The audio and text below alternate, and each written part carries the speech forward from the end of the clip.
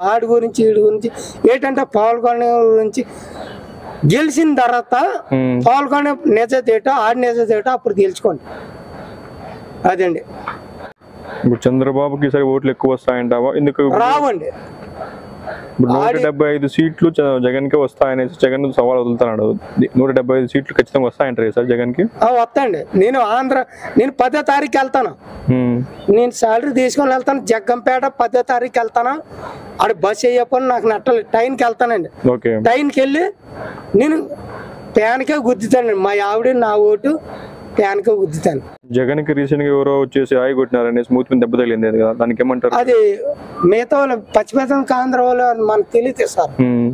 అది మరి మిగతా వాళ్ళు ఎవరో చేస్తే అదే మిగతా వాళ్ళు చేస్తే చేయాలి కానీ అది మనకు తెలియదు కదా సార్. జగన్ చేసిన మంచి పనులే. అయితే ఒకటే పులివెందుల్లో పుల్లా తిరుగుతాను, ఒక్కడే వస్తాను, ఒక్కడే సాధిస్తాను అంటున్నాడు.